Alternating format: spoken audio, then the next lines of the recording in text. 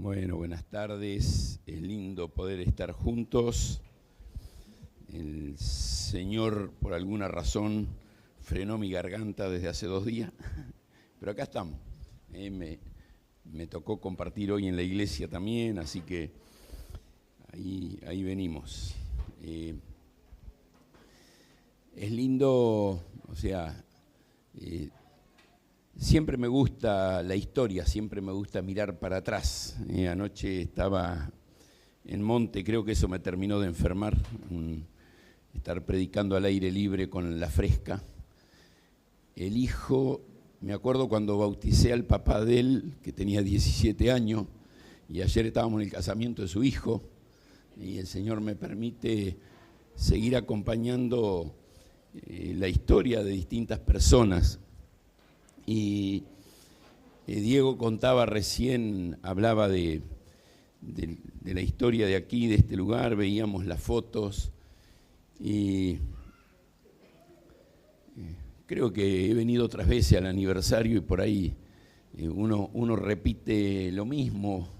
A veces hay cosas que uno cree que son casualidades y es Dios orquestando, es Dios trabajando, Teníamos una gringuita amiga, Débora, que trabajaba con nosotros, y una inglesa amiga le dice, che, ¿no conoces a alguien ahí en el kilómetro 40?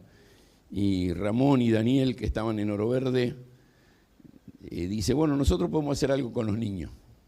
La inglesa estaba haciendo acá en la entrada, un localcito que hay de aquel lado, justo sobre la ruta, estaba haciendo un programa niño y nos pedía ayuda. Y un año me pidieron ayuda a mí también para traer a algunos chicos de Monte y mandamos a Juancito y al Sam, aunque era de Inglaterra, nunca la había visto yo en mi vida, y me dice, el pastor con que estaba me dice, tengo una llamada desde Canadá. Canadá, no conozco a nadie en Canadá. Dice, estoy en una reunión. ¿Quieren saber cuánto cuesta un terreno en el barrio Leluar? Tengo ni idea. Y esas cosas, tiramos un número así en la mente, más o menos sabía que estábamos en La Matanza, le di un número y eran en aquel tiempo el equivalente a $5.000 que le dije. Ella juntó 5.200 y esta propiedad costó 5.600. Ver a Dios dando de una manera que nosotros ni se nos hubiese ocurrido. En ese mismo viaje, sin haber comprado el terreno todavía, un amigo me dice, queremos ir a construir. Bueno, tenemos un terreno, no lo habíamos visto el terreno todavía. Podemos hacer algo. Y nos apuramos mientras ellos venían, hicimos los cimientos con Carlos, Enrique, que estaba acá al lado en Barrio Esperanza. Hicimos los cimientos y cuando vinieron 2 hermanos, 2 viejitos, muy viejitos, que paraban en el almacén del Gitano acá en Oro Verde. Venían todos los días a construir y el Señor nos permitió levantar las paredes. Un amigo, David de Monte, nos hizo las cabriadas estas. Yo te las hago, Eduardo. Y ver la iglesia, el cuerpo de Cristo trabajando para que el Evangelio se extienda, para que el Evangelio corra, que el Evangelio vaya. Y eso nos da un desafío muy grande. La segunda canción que cantábamos, que Dieguito hizo bastante énfasis, no sé, ¿se acuerdan cómo empezaba? Es de la canción que más comentó Diego, así que se tendrían que acordar, Levántate, iglesia del Señor. Es la iglesia en movimiento lo que va a llevar el Evangelio un paso más. Empezó una guerra en algún momento, en algún punto en la eternidad, cuando en el corazón de un ser creado por Dios dijo, subiré a lo alto y seré semejante al Altísimo. Yo quiero ser igual a Dios. Y a partir de ese momento comenzó una guerra. A partir de esa rebelión de Satanás, él empezó una guerra con Dios. Y es interesante que Cuando Dios crea lo que hoy tenemos acá, crea al hombre, Satanás decidió meterse con esta parte de la creación de Dios. Ya se había metido con la otra. Hay una expresión interesante, es que una tercera parte de los ángeles siguió a Satanás en esa rebelión. Pero cuando Dios creó al hombre, Satanás decidió meterse también en la creación de Dios aquí. Por lo tanto, se metió con el hombre para destruir la creación de Dios. Y vamos a ver a través de toda la Escritura, que, o sea, comenzando allí en Génesis, en el huerto de Edén, esta constante guerra de Satanás contra Dios y su obra. Es interesante que cuando leemos ahí en el libro de Daniel y vemos el ataque del enemigo hacia Daniel como hombre de oración, como intercesor de la obra de Dios, muchas veces el diablo intentó frenar la respuesta de Dios al hombre. En una ocasión ahí, es interesante porque el ángel le dice a Daniel hace 21 días que salió la respuesta de Dios, pero un enemigo, un ángel de Satanás, un demonio, me estorbó. No pude llegar a tiempo. Porque esa es la obra de Satanás, el enemigo de Dios, tratando de frenar la obra de Dios siempre. Y el apóstol Pablo, escribiéndole a la iglesia en Corintios, en 2 Corintios 2:11, le va a decir: no ignoramos sus maquinaciones. Él tiene un plan. Y cuando cantábamos recién la letra de ese himno, levántate, iglesia del Señor, cíñete de tu armadura, es porque realmente el pueblo de Dios tiene un enemigo, alguien que quiere frenarlo. Y el plan final es frenar toda la obra de Dios, pero Él no hace un plan grandote, Él hace un plan muy simple, muy chiquito, y trata de agarrar a cada uno en forma individual, listo. En donde logró frenarnos a cada uno de nosotros, frena el todo. El Señor nos está permitiendo vivir un tiempo difícil en la salud de mi esposa, y te voy a decir algo, a los varios males que traía, hoy no puede caminar por una uña encarnada. Mira vos qué chiquitito. Pero ese tremendo dolor en el dedo gordo del pie le está impidiendo caminar. Ya venía difícil la vida, ¿no? Ahora, pensá esto en el cuerpo de Cristo. Un miembro que no está andando bien afecta todo el cuerpo. Y eso es lo que el diablo, Satanás, intenta hacer. Por eso Pablo nos dice, no ignoramos que tiene un plan. Tiene un plan de atacar en forma individual a cada uno de los hijos de Dios. El Señor Jesucristo, mirando al apóstol Pedro, le va a decir, Satanás tiene una intención clara. Él los ha pedido para zarandearlos como a trigo. Lo que ese versículo nos muestra es que Satanás quiere sacudir a la iglesia como se sacudía el trigo en ese tiempo. Pero a la vez está enseñándonos otra verdad, que ese sacudir del trigo es para dejarlo más puro, no es para destruirlo. Se juntaba el trigo en el campo, si has visto figuras de aquella época, una gavilla se llamaba, era un manojo grandote de trigo, se llevaba a un lugar donde un buey atado a un palo daba vuelta y el pisar del buey desarmaba la espiga y se iba desgranando. Se sacaba la paja grande, se tiraba, se quemaba y quedaba el grano con lo que llamaríamos la chalita, la hojita que rodea el grano. Y se iba desgranando y se tiraba hacia el cielo en un día de viento, para que el viento se lleve lo que no era grano. Por eso dice, Satanás os ha pedido para pasarlos por la zaranda, para que quede lo bueno de parte de Dios. Y siempre es así. El diablo trata de destruir, pero Dios va a usar lo mismo para tratar de sacar lo mejor de nosotros.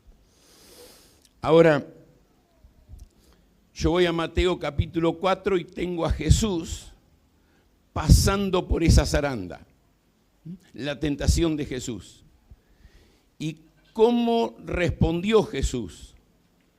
Y bien fácil, con la palabra. Ahora, en ningún momento Jesús dijo, déjame que busco el rollo para ver qué versículo encuentro para rechazarte. Inmediatamente él dijo, mas Dios ha dicho.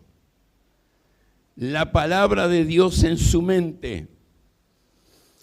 No sé si recuerdan que cuando Jesús tenía 12 años, debatía con los líderes religiosos. Lograba debatir con ellos. Se presentaba y debatía la palabra de Dios. Tenía el conocimiento de Dios. Y algunos me dirán, bueno, era Dios. No, era Dios hecho hombre. Vivió como hombre, aprendió como hombre. Con las mismas limitaciones que nosotros, aunque sin pecado. Quiere decir que nosotros tenemos las herramientas para enfrentarnos. Hebreos 2:18 nos dice, por cuanto él mismo padeció siendo tentado, tiene poder para socorrer a los que somos tentados. Y aunque él nos ha pedido para zarandearnos, el Señor nos da la herramienta para mantenernos limpios, puros y estar firmes. Ahora eso se lo dijo Jesús a Pedro. Y déjame leerte lo que Pedro nos dice de este tema en 1 de Pedro capítulo 5.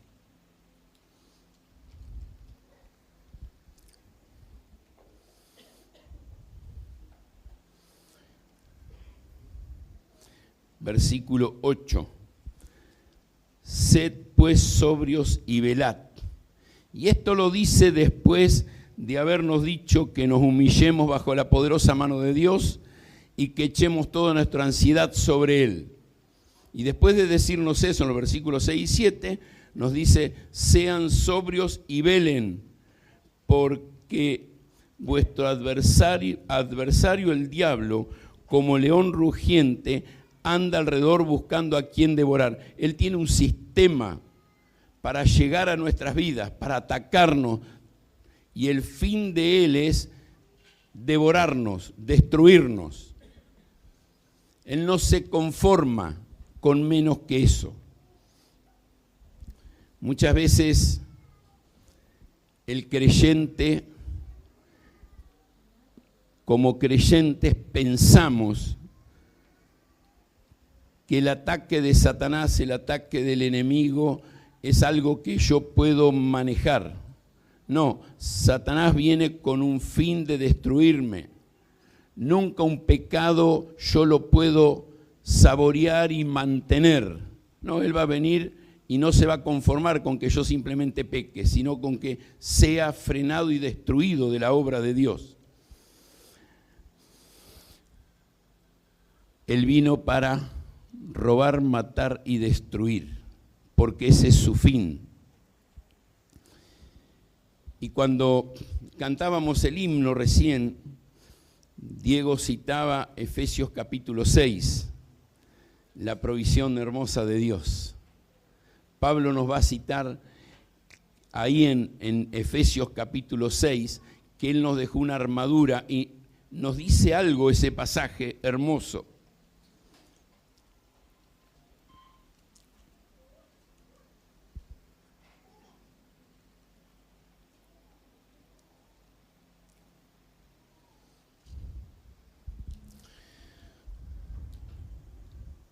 Versículo 10, por lo demás, hermanos míos, fortaleceos en el Señor y en el poder de su fuerza. En Él tengo todo lo que necesito para tener victoria, pero vestíos de toda la armadura de Dios, para que podáis estar firmes contra las acechanzas del diablo. Sin la armadura de Dios es imposible resistir al diablo. Y nos va a advertir, nuestra lucha no es contra carne y sangre. No son personas, no son circunstancias, no son enemigos de este mundo, sino que es Satanás con un plan. Ahora, cuando yo voy a Apocalipsis, lo voy a ver a Satanás como el acusador de los hermanos, el que viene a tratar de decir, viste aquel, dice ser y no es. Ahora no hay problema que Satanás lo haga, porque ese es su trabajo. No lo hagamos nosotros, no estemos nosotros juzgando al otro. Él es homicida, mentiroso, y no debo creerle. Ahora, el apóstol Pablo va a decirnos en 2 de Corintios 11:14 que Él nunca viene de una forma que lo vamos a ver venir. Él se disfraza como ángel de luz. Él trata de venir a nuestras vidas de una forma que no nos demos cuenta. Anda a Génesis con tu memoria. Eva no se asustó, no salió corriendo. Yo sé que el Señor nos ha permitido estar en la selva el verano pasado y siempre iban los muchachos. El verano pasado llevamos a 3 de las chicas, grandecitas ya, ¿no? Pero bueno.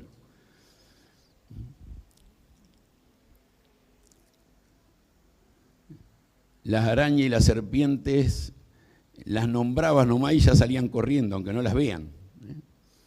Con las arañas nos acostumbramos porque te dormías y a la mañana cuando amanecías en la sábana había varias que habían caído del techo y estaban ahí dando vuelta. Pero las serpientes, creo que vimos 2 o 3, alguno del grupo vio. Por eso creo que cuando Satanás se presentó a Eva, antes de la caída, todavía no estaba ese rechazo. Y era un animal atractivo a tal punto que Eva se pone a debatir con la serpiente. Ni siquiera le llamó la atención que la serpiente hablaba. Él se disfraza como ángel de luz. Viene de una manera en que parece que es amigo y que quiere algo bueno para vos. Es un simulador y nosotros tenemos que prestar atención, no ignorar sus maquinaciones porque Él quiere destruirnos. Con esto en mente como introducción, te quiero llevar a un pensamiento en el libro de Job.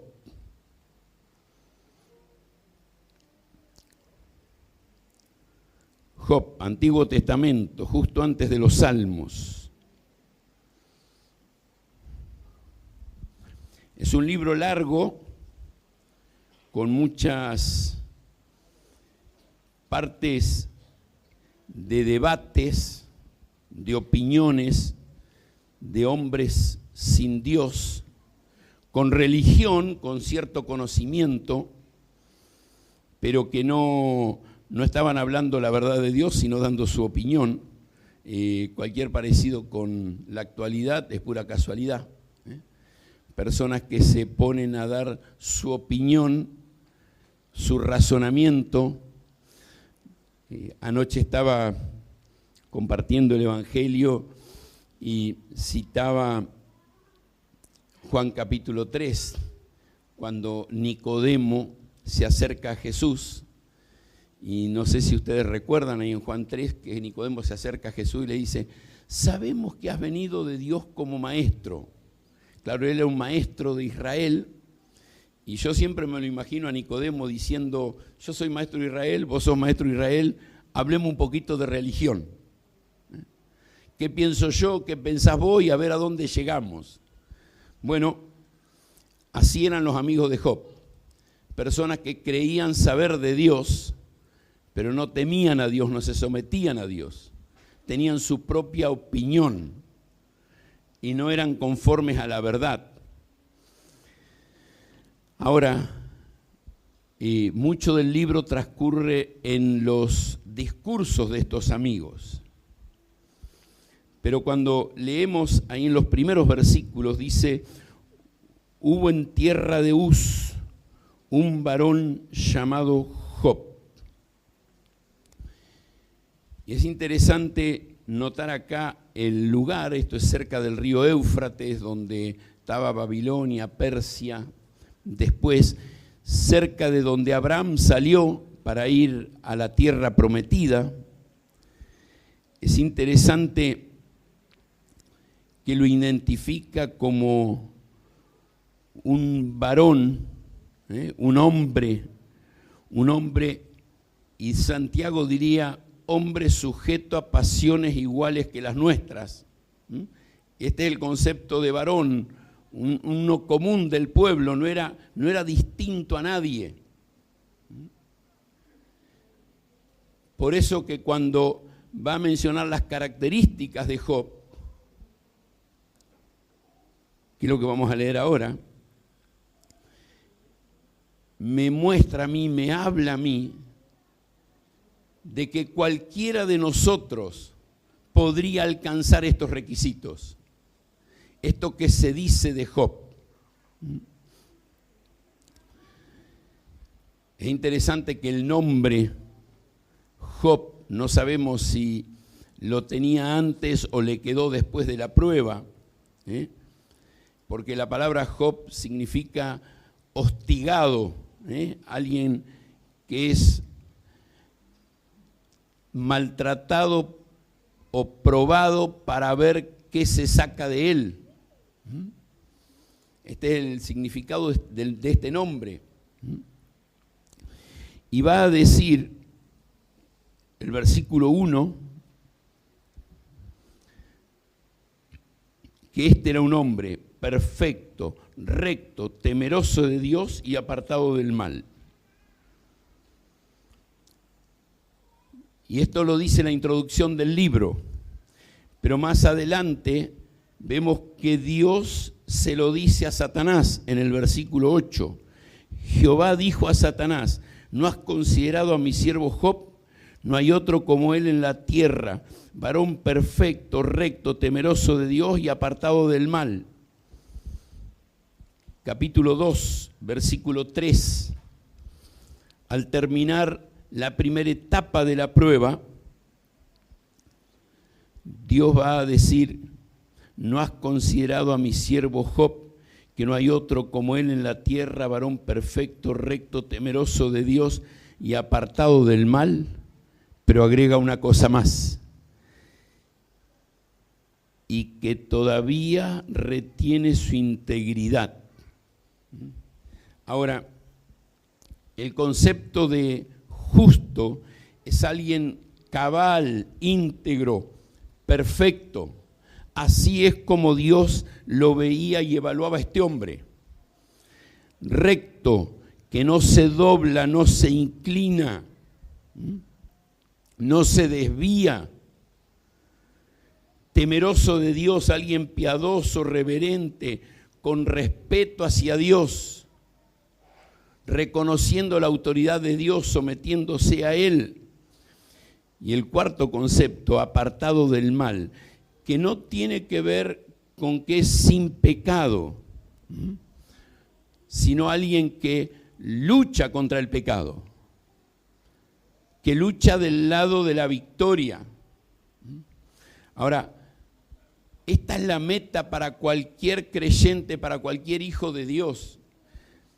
Claro, en cuanto a la justicia para salvación, es algo que nos fue aplicado el día que aceptamos a Cristo, pero es algo por lo cual yo debo vivir. Si tomamos el concepto de justo como alguien íntegro, perfecto, es la meta hacia la cual tengo que trabajar. que no me doblo, que no me inclino, que no me corro de la verdad. Recto, temeroso de Dios, alguien que con temor reverente decide apartarse del mal.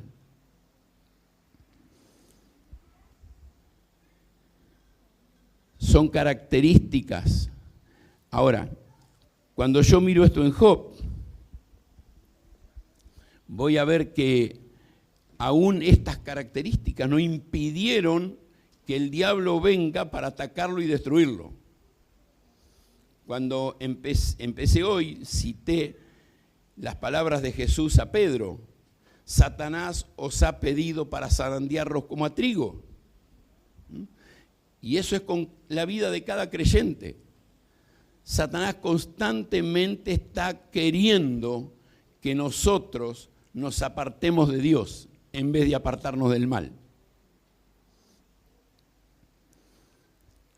Cuando leemos Juan capítulo 3, luego de los hermosos conceptos del versículo 14, 15, 16, 17, va al 18, el 19, y va a decir: hay luz y hay tinieblas, ¿qué vas a elegir? ¿Qué vas a elegir? ¿Cómo vamos a vivir? Es una elección de vida. Ahora, esto no quita de que Satanás va a querer frenarnos y destruirnos. Pero nosotros vamos a tomar toda la armadura de Dios para poder resistir en el día malo. En el capítulo 29 del libro de Job, Job va a hacer una descripción de lo que era su vida, y no lo vamos a leer, pero es toda una descripción de prosperidad. Era un hombre que le iba bien, era un líder a nivel nacional, era reconocido, tenía posesiones.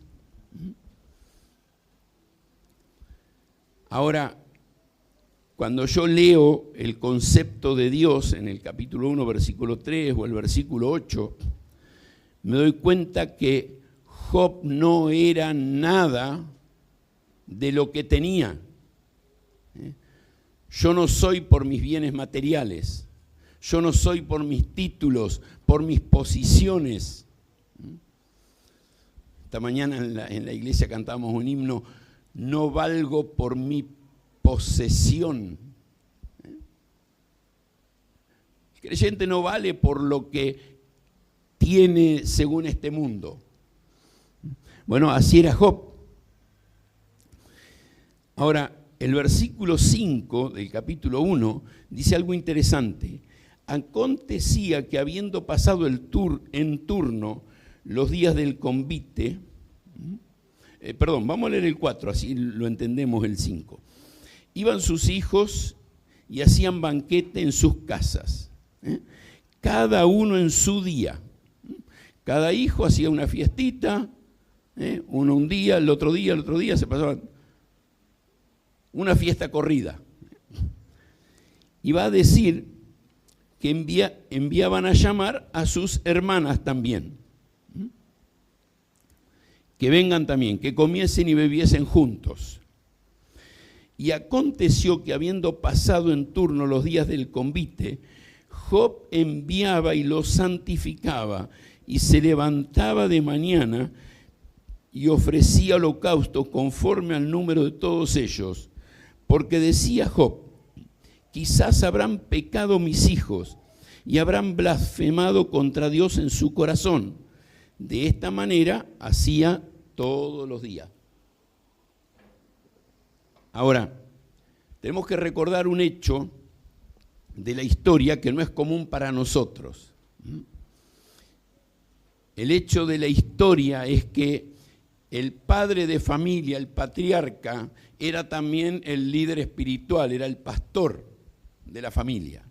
Era el sacerdote, el que ofrecía el holocausto para llevar el pueblo a Dios.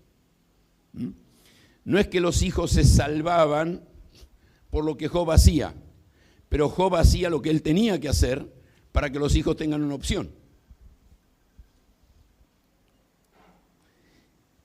Y vemos en esto una integridad en este hombre, en su responsabilidad.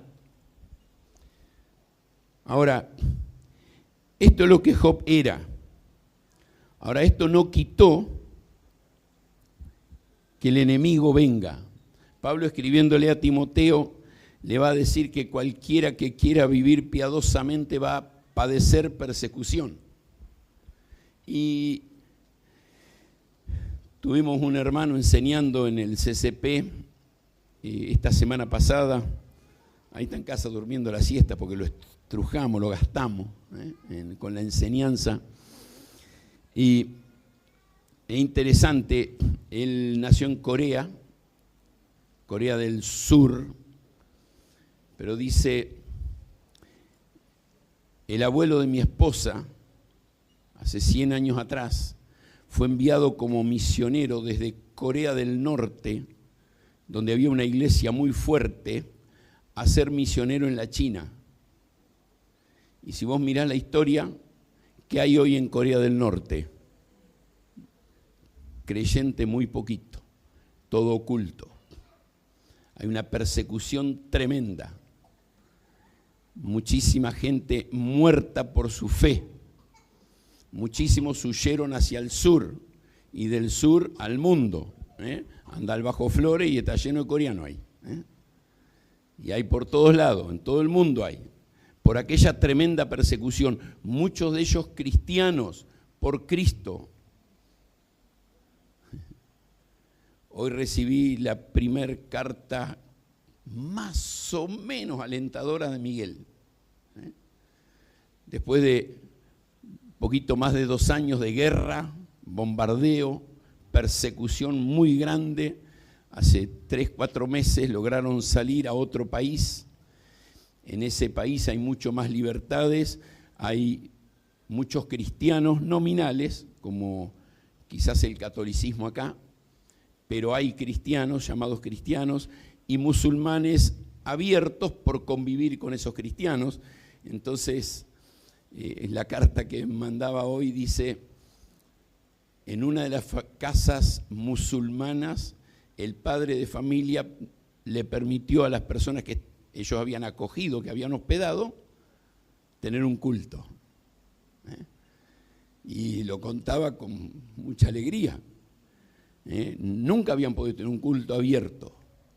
En años y años de ministerio, siempre escondido. Sí, hay persecución, pero te puedo asegurar algo. Aquel que quiere vivir piadosamente acá va a sufrir persecución. Porque Satanás no te va a dejar tranquilo si vos querés vivir para Cristo. Va a ser distinta la persecución que la persecución externa. Pero va a haber una guerra espiritual constantemente atacándote y queriéndote frenar en la obra de Dios. Y cuando yo miro a Job, me doy cuenta de algo con mucha esperanza. Satanás no puede hacer nada que se escape al control de Dios.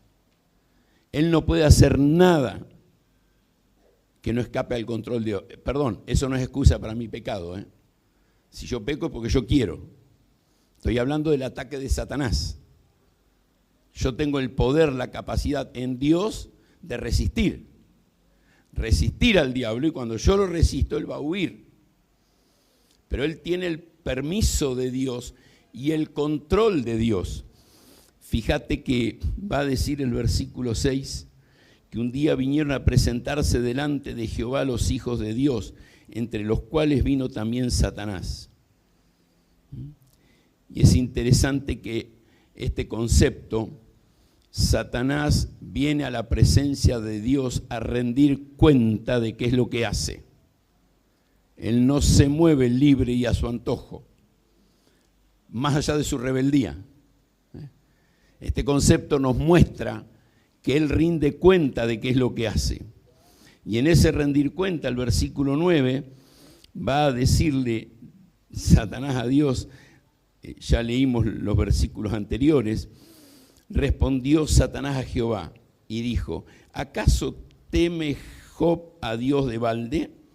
¿No le has cercado alrededor a él y a su casa y a todo lo que tiene. Al trabajo de sus manos has dado bendición, por tanto sus bienes han aumentado sobre la tierra. Y hay algo similar en el capítulo 2, versículo 4 y 5. ¿Y qué es el concepto? Satanás frente a Dios acusando las verdaderas intenciones de Job, de por qué le sirve.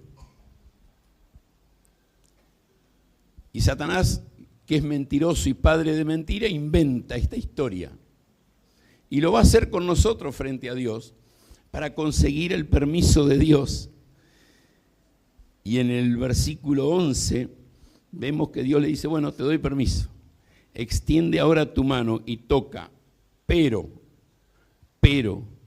hay un límite. Hay un límite.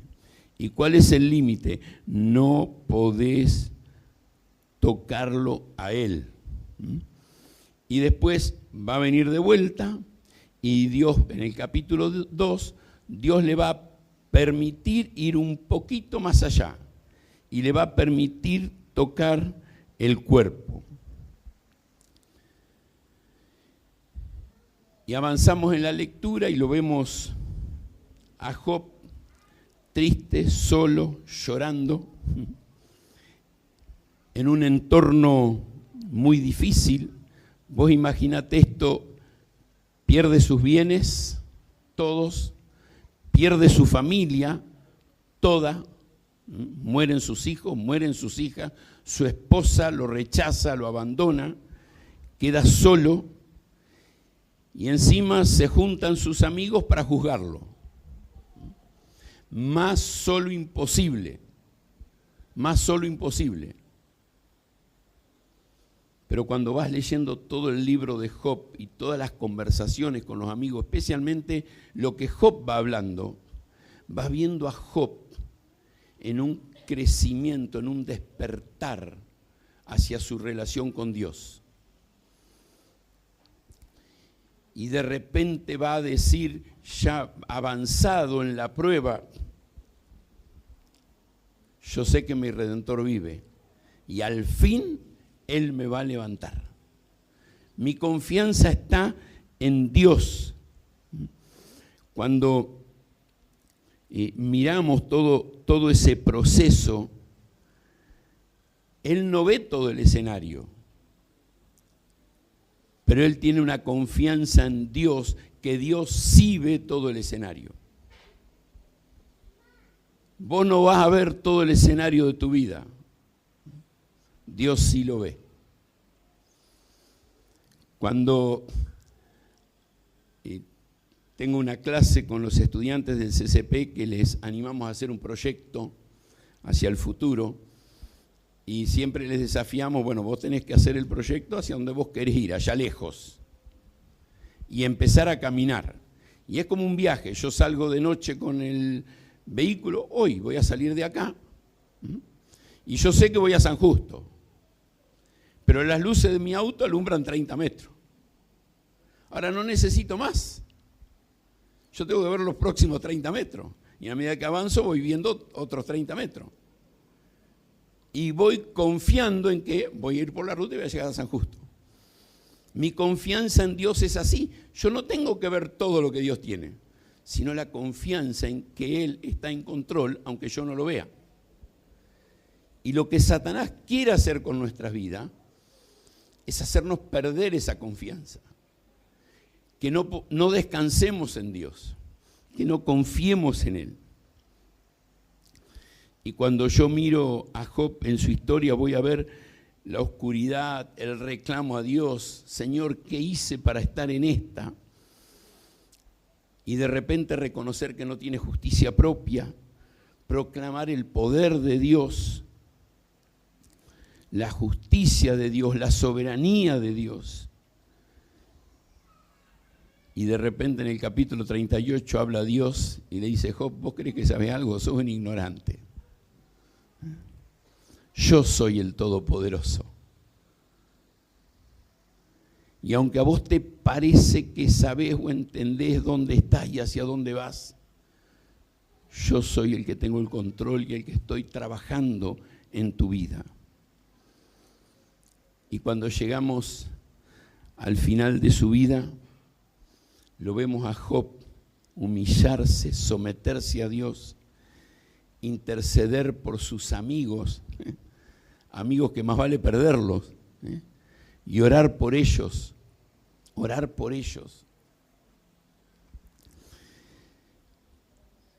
Si después quieren, busquen las clases que Corianito daba en el CCP.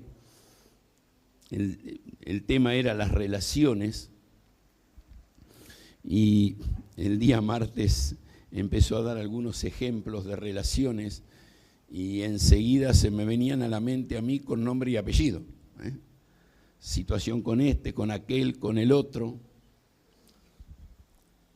Y hay un hombre que Dios permitió en nuestras vidas, 20 años de amistad, de trabajar juntos, y de repente volverse enemigo, y enemigo en muchas formas, ataques muy, muy difíciles, hasta hace muy poquito. Y ayer llegamos a la boda en Monte y nos sentamos y él se sentó atrás nuestro.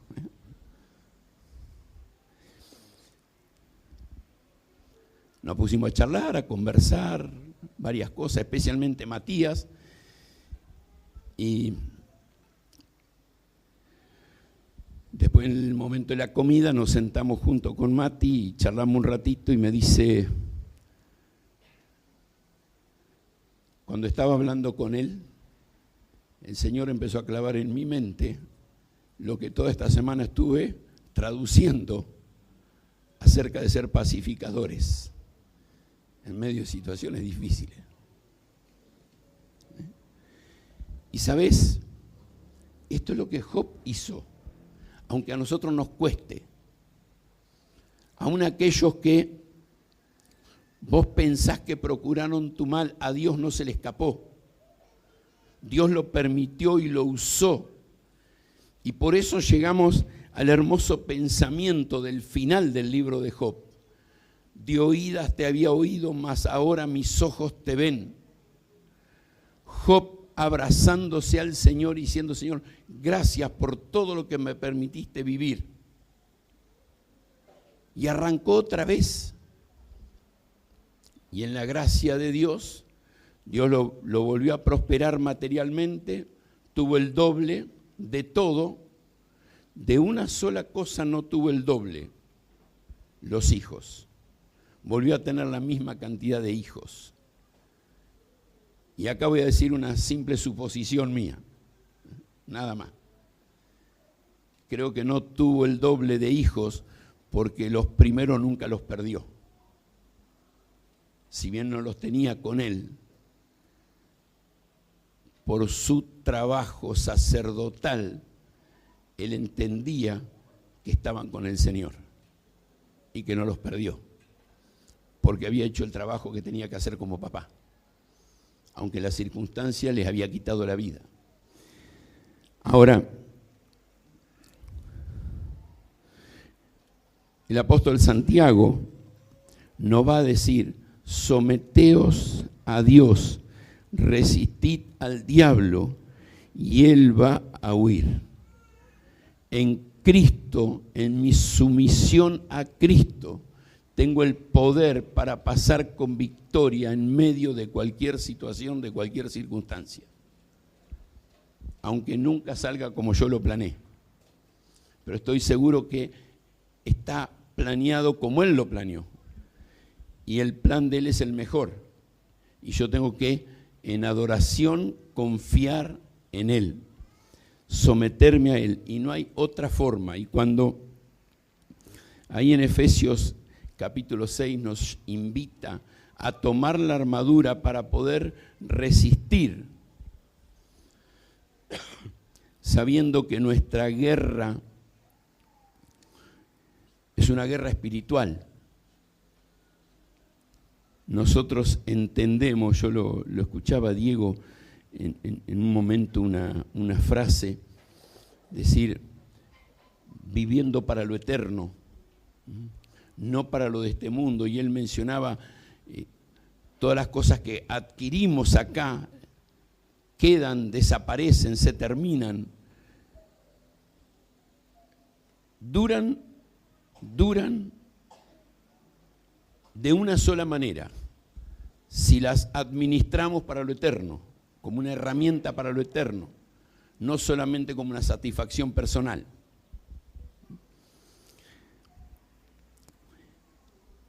El enemigo trata de distraernos y llevarnos a que vivamos para sus propósitos, para que perdamos de vista para lo que realmente estamos, para vivir para lo eterno como hijos de Dios.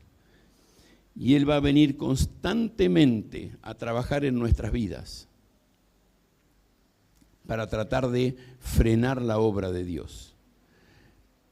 Pero si nosotros nos sometemos a Dios, podemos resistir al diablo y Él va a huir y vamos a poder vivir vidas de victoria.